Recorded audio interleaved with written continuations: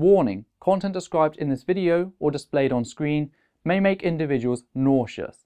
You have been warned. What the fuck, nature?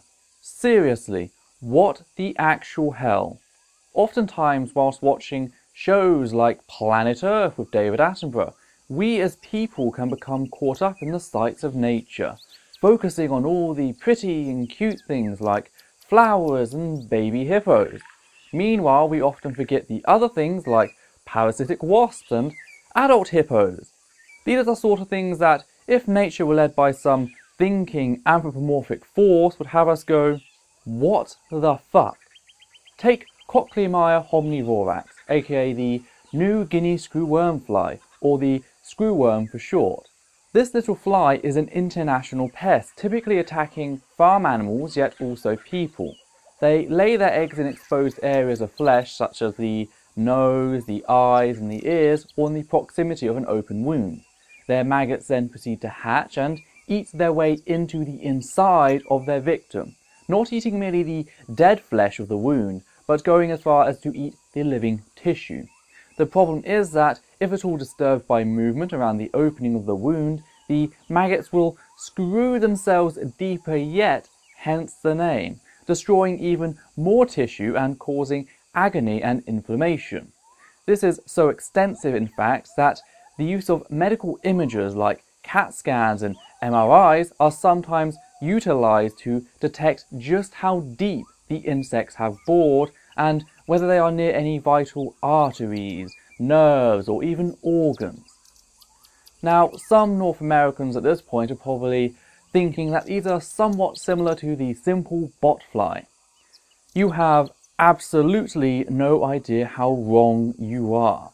Whilst a botfly typically lays only one egg on another insect, such as a housefly, which then lands on a mammal, causing the egg to hatch due to its being in proximity to heat, hence one egg, one maggot, the screwworm adult lays its eggs in clusters between 200 and 250 eggs, leading to an all-out infestation.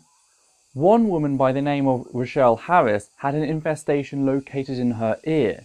The eggs had been laid there during a visit to Peru, only to be discovered as she went to the doctors about a scratching noise and severe pain emanating from her ear.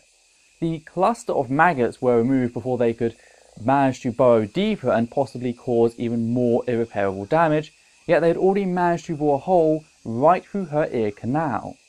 Another case back in 2007 involved a 12-year-old girl from Connecticut who had just returned from Colombia, and she had to have over 142 larvae extracted from the side of her scalp. Yet, relatively speaking, she was lucky in that she was only left with some minor scarring, as infestations often lead to severe infections and have an 8% mortality rate. Therapy can vary from the old-time classic of bacon therapy, as used with other flesh-eating maggots, to painstaking surgery where the maggots have to be extracted one by one. Now, historically these flies have had a far extended range, including the southern half of North America. Yet through a sterilization war which began in the mid-30s, we have slowly seen science push the species back, out of the northern continent and even out of Central America, and the project continues today in South America. The project involves using chemical agents along with radiation to sterilize captive populations, which are then released into the wild. This then decreases procreation rates by wasting the time of the wild fertile individuals when they mate with the infertile population. So remember when you're visiting South America that flies can be more than a mere nuisance. So there you have it. I hope I've screwed up your day enough to now simply go, what the fuck, nature.